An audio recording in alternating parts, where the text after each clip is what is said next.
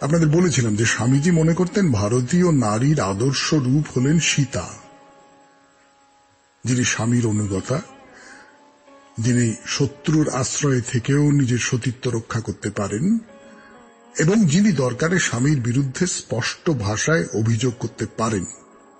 আছে, রামায়ণে আছে। তার বাইরে ইতিহাস থেকে উদাহরণ তুলে স্বামীজি তার আমেরিকান ছাত্রদের বলছিলেন সেই সমস্ত বীরাঙ্গনার কথা যাদের তিনি আদর্শ নারী বলে মনে করতেন। বলতেন ভারতীয় নারীর আদর্শ কিরকম জানো? স্বামীকে যুদ্ধ সাজে সাজিয়ে দিয়ে বলে এই বর্ণ পরেই যুদ্ধক্ষেত্র থেকে ফিরে এসো, নইলে সম্মুখ যুদ্ধে বীরের মতো প্রাণ দিও।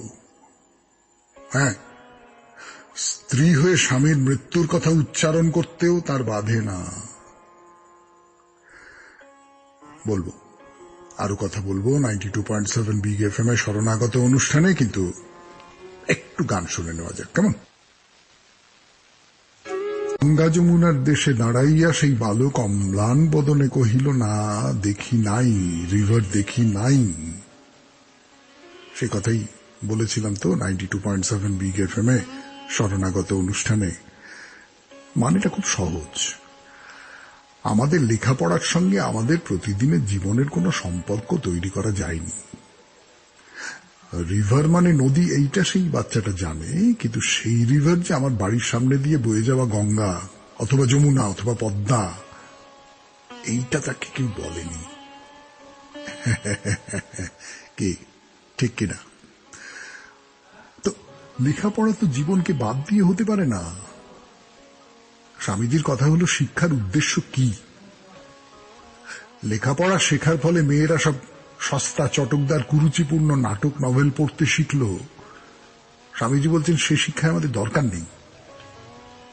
তাহলে কি করবে তারা? এটা যে শুধু মেয়েদের বেলা সত্যি তা নয়, ছেলে মেয়ে সবাইকার বেলা সত্যি। সেটাই হলো ঠিকঠাক শিক্ষা। স্বামীজি মনে করেন যে শিক্ষা তাকে বলবে নিজের দেশকে জানো, তার ইতিহাসকে জানো, তার ভূগোল, তার দর্শন, তার মানুষকে জানো। বলছেন মেয়েরা শিক্ষা নেবার সময় রামায়ণ পড়বে, মহাভারত পড়বে, পুরাণ পড়বে, যার মধ্যে আমাদের ভারতবর্ষের আত্মার ছবি ধরা আছে।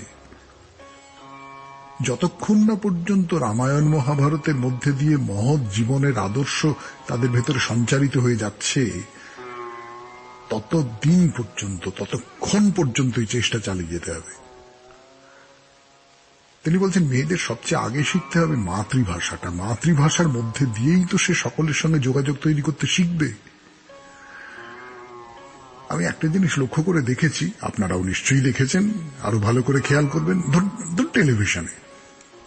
টেলিভিশনে যখন কোনো উচ্চবিত্ত বাড়ির ছেলে মেয়েদের দেখানো হয়, বিশেষ করে কম বয়সী ছেলে মেয়ে, তারা বেশ প্রতিষ্ঠিত ফিল্মে অভিনয় করে, টেলিভিশনে অভিনয় করে, এরকম বা যা হোক কিছু,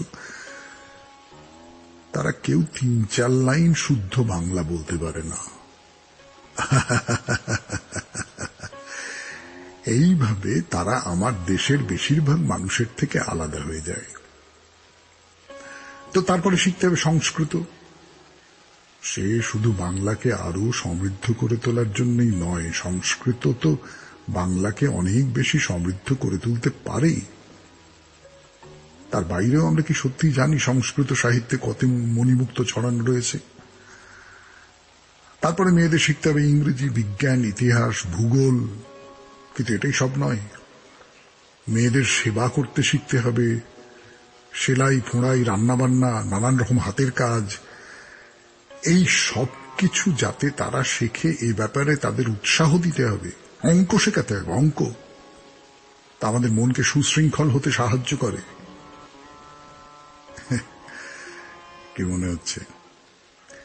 মেয়েদের কোনো মতে অক্ষর জ্ঞান করিয়ে দেওয়া যাতে তারা ওই বাজারের হিসেব আর ধোপার খাতার হিসেব রাখতে পারে, স্বামীজি নারী শিক্ষার সেই আদর্শে বিশ্বাস করতেন না। মনে হয় না শুনতে শুনতে তিনি যেন মেয়েদের কাছ থেকে অসম্ভব একটা দাবি করছেন? এতটা কি দিতে পারে কখনো মেয়েরা? এইটাই হলো আমার কথা। স্বামীজি দাবি করছেন বলিষ্ঠ মানুষের প্রবল দাবি মেয়েদের কাছে, যাদের মধ্যে দিয়ে মা ভবতারিণী প্রতিষ্ঠিত হয়েছেন। শেষ হল প্রণমী তোমারে। এরপর হে মহাজীবন 92.7 বিগ এফএম এ শরণাগত অনুষ্ঠানে আমি আপনাদের সৌমিত্র বসু ফিরে আসব গানের পর। গতদিন যে মানুষটির কথা বলেছিলাম মনে আছে আপনাদের? 92.7 বিগ এফএম এর শরণাগত অনুষ্ঠানে প্রথাগত অর্থে খুব বেশি পড়াশোনা করা হয়ে ওঠেনি, মানে স্কুল কলেজের পড়াকে যদি পড়াশোনা বলে ধরে নেওয়া যায়। কিন্তু ওই প্রমথ চৌধুরীর একটা কথা আছে না, প্রতিটি সুশিক্ষিত লোকই আসলে স্বশিক্ষিত। অন্য কেউ লেখাপড়া করাতে পারে না, নিজেকেই পড়াশোনাটা করতে হয়, শিক্ষিত হতে হয়। তাই এর বেলাও তাই। নিজের চেষ্টায় কত কি জেনেছেন সে কথা জানিয়েছেন মানুষজনকে। সিপাহী বিদ্রোহের বিশাল ইতিহাস লিখেছেন 5 খণ্ডে। মানুষটির নাম এবার বলি, তার নাম রজনীকান্ত গুপ্ত। জন্ম 13 সেপ্টেম্বর 1849 আর প্রয়াত হন গতকাল 13 জুন 1900 খ্রিস্টাব্দে। এরপর নতুন একজনের কথা 92.7 বিগ এফএম এ শরণাগত অনুষ্ঠানে আমি সৌমিত্র বসু ফিরে আসব, অপেক্ষা করুন। আজকে যে মানুষটির কথা বলবো এই শরণাগত অনুষ্ঠানে 92.7 বিগ এফএম এ, তাকে নিয়ে অনেক তর্ক আছে। তিনি ঠিক কোন সময়কার মানুষ তা বলা খুব মুশকিল। ওই একই নামের একাধিক কবি একসঙ্গে ঢুকে পড়েছেন কিনা তার পরিচয় বৃত্তের মধ্যে তাই বা কে জানে। মানে সবটা মিলিয়ে একটা খুব জটিল অবস্থা। তা সে অবস্থা নিয়ে কুটকচাল না করে আমরা তাকে নিয়ে বরং গল্প শোনাই আপনাদের, যাকে কিংবদন্তি বলে, যার সত্যি কোনো তথ্য প্রমাণ নেই। তিনি একজন কবি, ব্রাহ্মণ পূজারী, গ্রামের এক মন্দিরে পুজো করেন আর নিজের মতন করে কাব্য রচনা করেন। রাধা কৃষ্ণকে নিয়ে কবিতা, রাধার ভালোবাসা, কৃষ্ণের ভালোবাসা। এ তো আমরা সবাই জানি যে এই রাধা কৃষ্ণের ভালোবাসাটা ছিল পরকীয়া। রাধার স্বামী ছিল একজন, সে স্বামী বা স্বজনদের লুকিয়ে কৃষ্ণের সঙ্গে তার সম্পর্ক তৈরি হয়েছিল। তা কিংবদন্তি বলে আমাদেরই যে কবি, তারও এমনই একটা সম্পর্ক ছিল। সে এক নিচু জাতের মেয়ে, তথাকথিত নিচু জাত। এই ভালোবাসার কথা নিয়ে কবির কোনো লুকোছাপা ছিল না। আমার হঠাৎ মনে পড়ে গেল রবীন্দ্রনাথের একটা কবিতা। সেখানে রবীন্দ্রনাথ বৈষ্ণব কবিকে ভারী সুন্দর একটা প্রশ্ন করছেন যে, হে বৈষ্ণব কবি, তুমি যে রাধা কৃষ্ণের ভালোবাসাকে এঁকেছ তা কি সত্যি পুরোটা কল্পনা করে? এর মধ্যে তোমার নিজের জীবনের ভালোবাসা কোথাও মিশে যায়নি?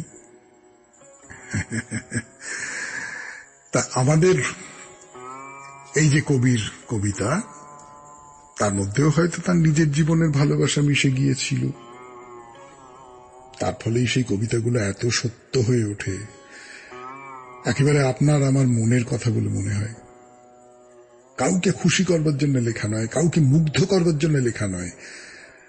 আমার মনে হচ্ছে, আমার বলতে ইচ্ছে করছে তাই বলছি, এমন করে লেখা। কিন্তু সমাজের যারা মাথা, চণ্ডী মণ্ডপে হুঁকোর ধোঁয়া উড়িয়ে যারা ন্যায় অন্যায়ের বিধান দেন, তারাই অবৈধ প্রেমকে মেনে নেবেন কেন? সমাজের একটা বাধা তৈরি হলো, প্রবল বাধা।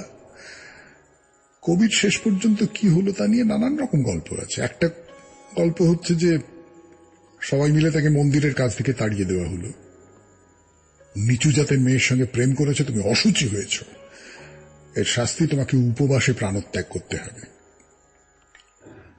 উপবাস করলেন কবি, মৃত্যুও হলো, কিন্তু শ্রাদ্ধের দিন ফিরে এলেন আবার এই পৃথিবীতে।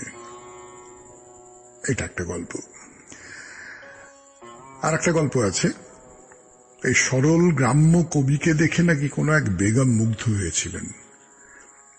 এই অপরাধের শাস্তি হিসেবে কবিকে হাতির পেছনে বেঁধে বেত মারতে মারতে মেরে ফেলা হয়। না, এইসবের মধ্যে সত্যি কতটা আছে আমি সত্যি সত্যি জানি না, কিন্তু একটা সত্যি হয়তো আছে জানেন, এমন ভালোবাসার কবিতা যিনি লিখতে পারেন তার জীবন ছিল অফুরান ভালোবাসার উৎস। এই বিশ্বাস থেকেই হয়তো গল্পগুলো বানিয়েছেন সাধারণ মানুষ। শেষ হলো হে মহাজীবন। এরপর আপনাদের চিঠিপত্রের উত্তর 92.7 বিগ এফএম এর শরণাগত অনুষ্ঠানে। আমি আপনাদের সৌমিত্র বসু। 92.7 বিগ এফএম এর শরণাগত অনুষ্ঠানে চিঠিপত্র পড়ছি এই চিঠিটা দিয়ে। সুপ্রভাত। কয়েকদিন আগে রামপাড়া কালী মন্দিরের কথা বলা হয়েছিল। এই রামপাড়া কোন ব্লক ও জেলার অধীন? এটা হুগলি জেলায়, কলকাতার খুব কাছে, এই 35 কিলোমিটারের মতো।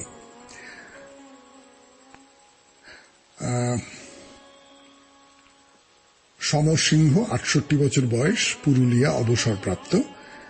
তিনি এই কথাটা জানতে চেয়েছেন। পরের চিঠি।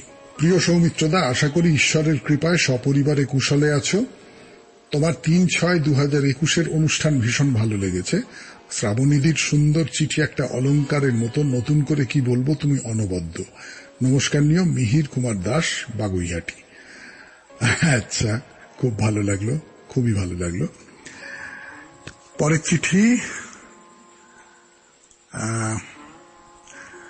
কলকাতা তখন বাবু কালচারে ভাসছে। রামমোহন কলকাতায় বাস করতে শুরু করেছেন, তখনও বিদ্যাসাগর জন্মাননি।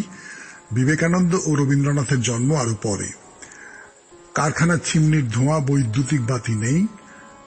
আশ্চর্যের বিষয়, এই এঁদো শহরে বাংলা বই প্রকাশিত হয়েছিল। যিনি এ ব্যাপারে ভগীরথের ভূমিকায় ছিলেন, গঙ্গা কিশোর ভট্টাচার্য। তার জন্মদিন সম্বন্ধে তেমন কিছু জানা যায় না। তার জন্মের 200 বৎসর উদযাপনে যে ফলক লাগানো হয়, সে সূত্রে জানা যায় 1775 সালে বর্ধমান জেলার পূর্বস্থলীর বহেড়া গ্রামে তার জন্ম হয়।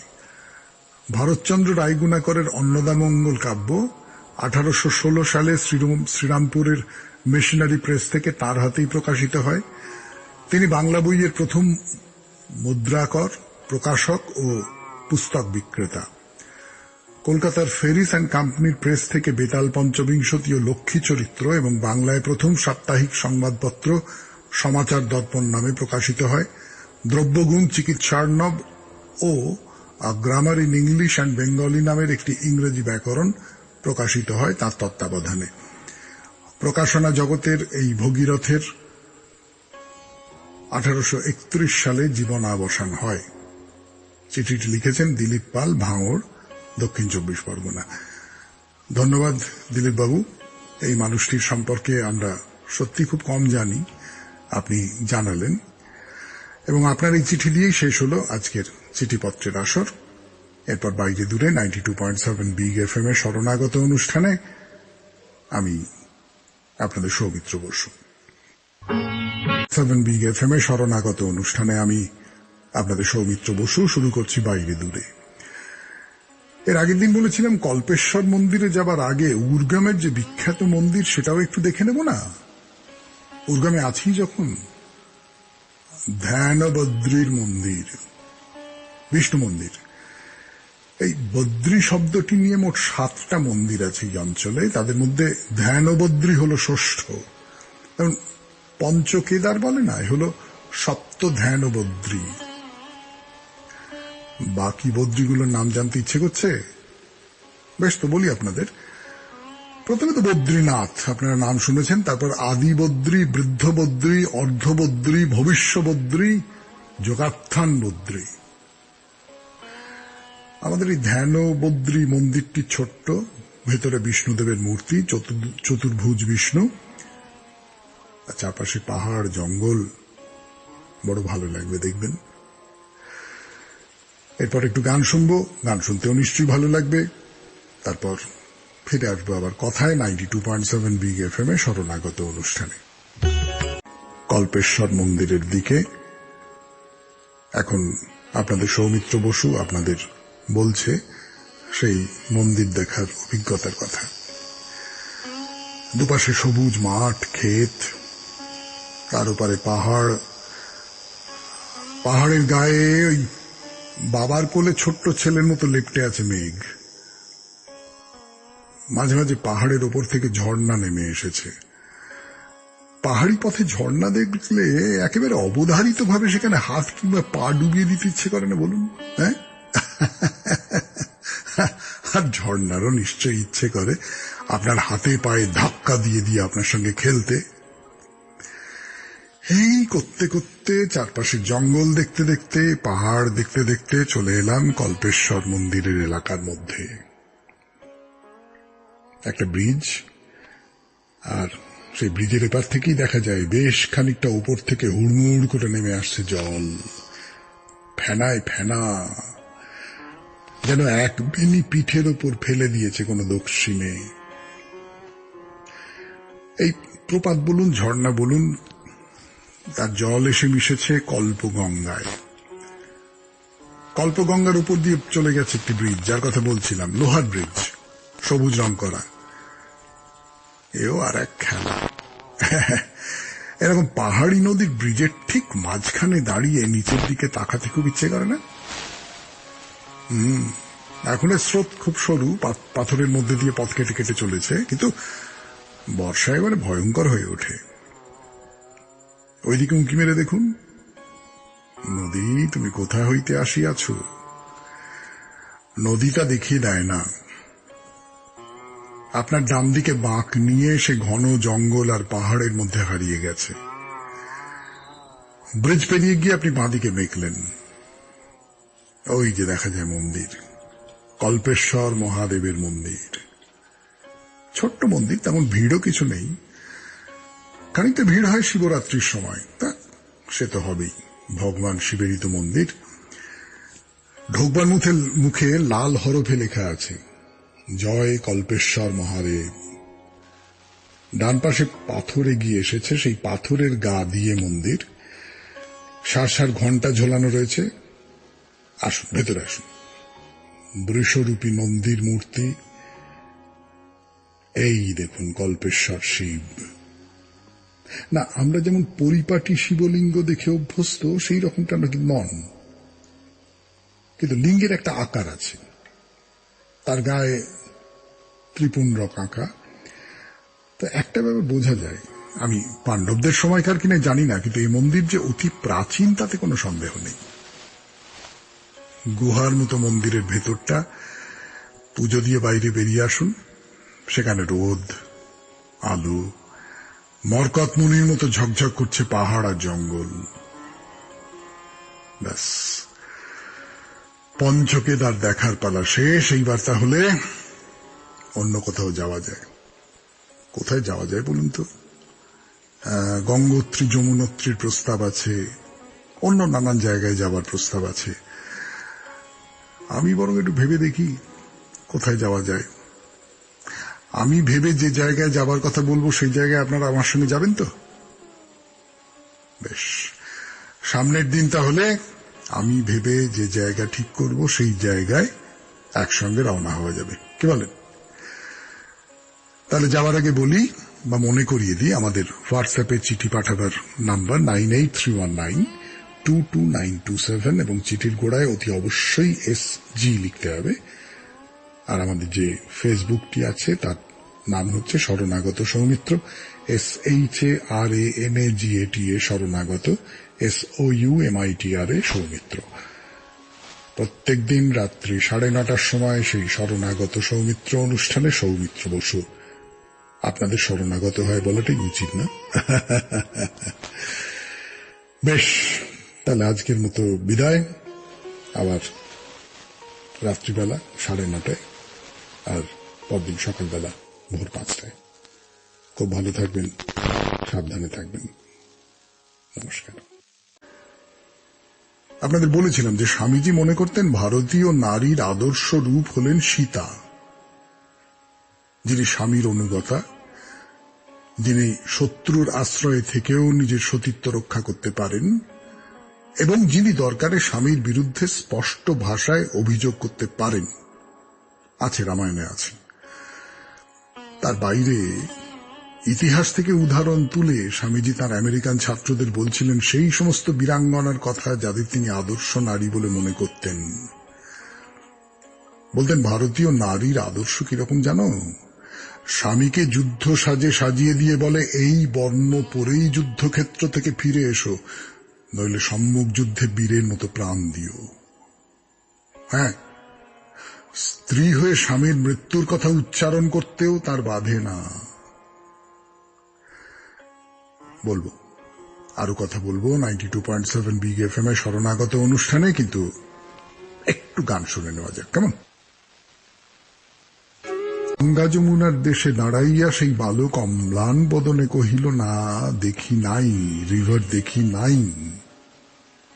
সে কথাই বলেছিলাম তো 92.7 বিগ এফএম এ শরণাগত অনুষ্ঠানে। মানেটা খুব সহজ। আমাদের লেখাপড়ার সঙ্গে আমাদের প্রতিদিনের জীবনের কোনো সম্পর্ক তৈরি করা যায়নি।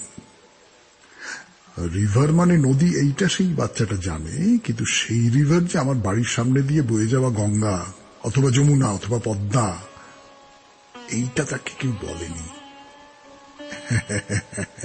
কি ঠিক কিনা? তো লেখাপড়া তো জীবনকে বাদ দিয়ে হতে পারে না। স্বামীজির কথা হলো, শিক্ষার উদ্দেশ্য কি? লেখাপড়া শেখার ফলে মেয়েরা সব সস্তা চটকদার কুরুচিপূর্ণ নাটক নভেল পড়তে শিখল। স্বামীজি বলছেন সে শিক্ষায় আমাদের দরকার নেই। তাহলে কি করবে তারা? এটা যে শুধু মেয়েদের বেলা সত্যি তা নয়, ছেলে মেয়ে সবাইকার বেলা সত্যি। সেটাই হলো ঠিকঠাক শিক্ষা। স্বামীজি মনে করেন যে শিক্ষা তাকে বলবে নিজের দেশকে জানো, তার ইতিহাসকে জানো, তার ভূগোল, তার দর্শন, তার মানুষকে জানো। বলছেন মেয়েরা শিক্ষা নেবার সময় রামায়ণ পড়বে, মহাভারত পড়বে, পুরাণ পড়বে, যার মধ্যে আমাদের ভারতবর্ষের আত্মার ছবি ধরা আছে। যতক্ষণ না পর্যন্ত রামায়ণ মহাভারতের মধ্যে দিয়ে মহৎ জীবনের আদর্শ তাদের ভেতরে সঞ্চারিত হয়ে যাচ্ছে, ততক্ষণ পর্যন্ত এই চেষ্টা চালিয়ে যেতে হবে। তিনি বলছেন মেয়েদের সবচেয়ে আগে শিখতে হবে মাতৃভাষাটা। মাতৃভাষার